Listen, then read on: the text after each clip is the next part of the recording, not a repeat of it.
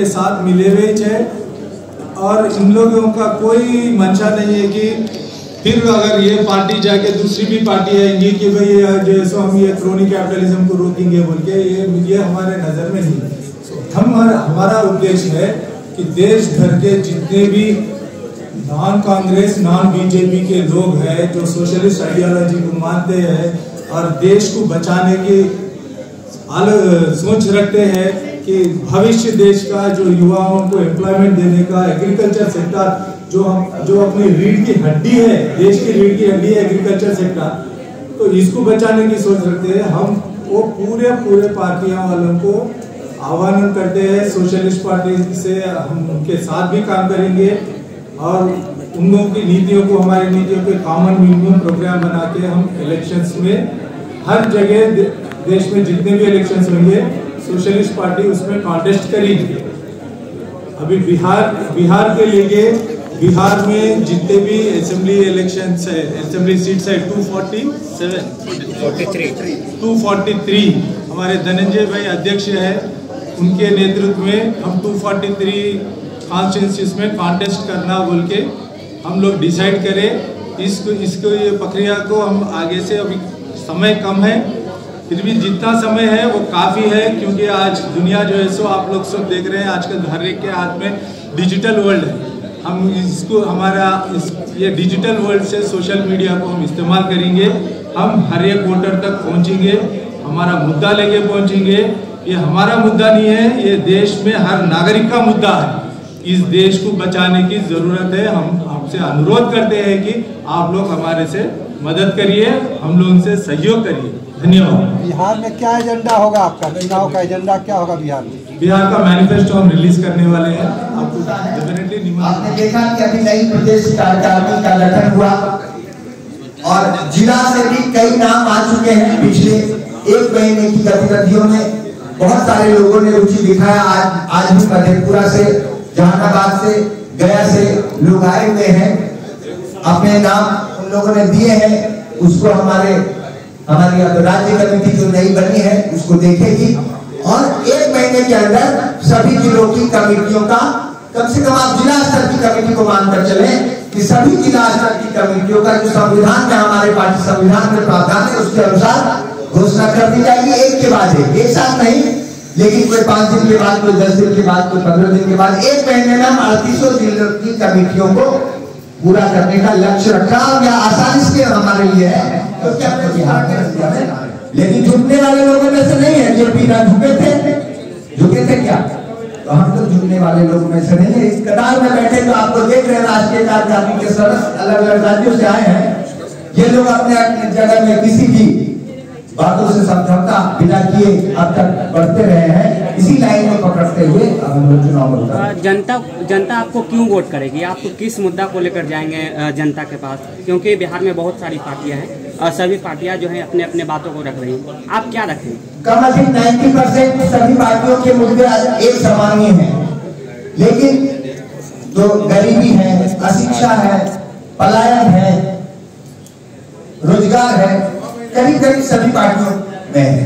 हम लोग की घोषणा पत्र में भी उसको लेकर उल्लेख है और रहेगा।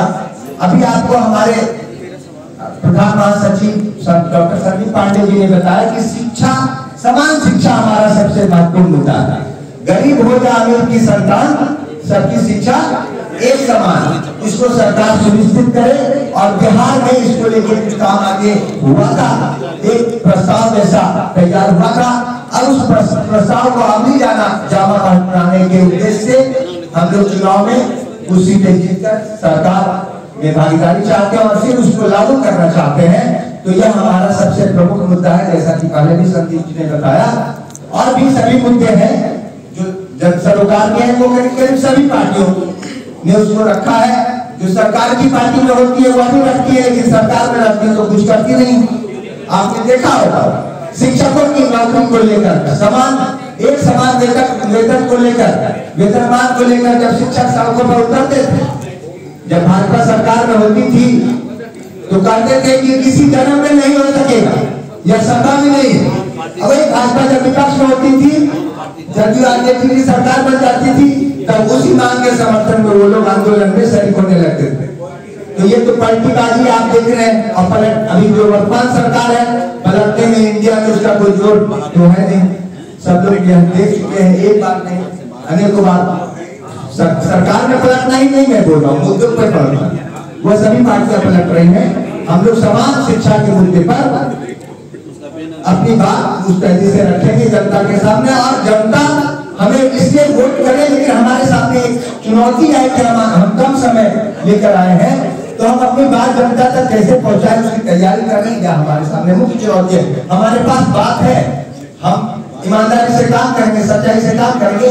इस बात को जनता तक हम कितना पहुंचा पाएंगे, बड़ी चुनौती है 3 महीने में। लेकिन उसमें हम लोग लगे राज्य के अंदर रोजगार की, स्वरोजगार की व्यवस्था हो। तो आप सभी जानते हैं बिहार में उद्योग का, लघु उद्योगों का प्रॉपर रूप में विकास नहीं हो पाया। अगर हुआ भी, कुछ लोगों ने किया भी, तो मार्केट नहीं मिल पाया उनको। मार्केट नहीं मिल पाया तो रेट नहीं मिल पाया, तो विवश हुए बाहर जाके। तो अगर कुछ लोगों ने कुछ छोटे छोटे उद्योग धंधे लगाए, बड़े उद्योग से नहीं हो सकता, बात नहीं कर सकती। ये छोटे उद्योग हमें चाहिए, लघु उद्योग चाहिए। इसके लिए तो बीजेपी ने एमएसएमई मंत्रालय बिहार को ही दे दिया जीतन मांझी जी को, वो तो काम कर रहे हैं। आप उनसे अलग कैसे आप उस मंत्री की बात बोल रहे हैं जिनको जब पता चला कि एमएसएमई मंत्रालय हमको दिया गया है, तो वे चौंक गए कि ये क्या कुछ मंगल ग्रह का चीज दे दिया गया, लगता है कुछ बेकार चीज दे दिया गया। आपने सुना होगा बयान, खुद उन्होंने कबूल किया कि जब उन्हें पता चला कि मुझे एमएसएमई दिया गया है, तो वे चौंक गए कि ये क्या दिया गया, पता नहीं क्या दिया गया, और उन्होंने कबूल भी किया। अब जिस मंत्री को पता नहीं कि एमएसएमई क्या होता है, लोग मंत्रालय कैसा चला रहे होंगे, आप सब समझ सकते हैं। बाकी मंत्री का कमीशन मंत्री तक पहुंच ही रहा होगा, बाद में उनको पता चल गया उसका हिंदी में क्या करते हैं। ठीक है,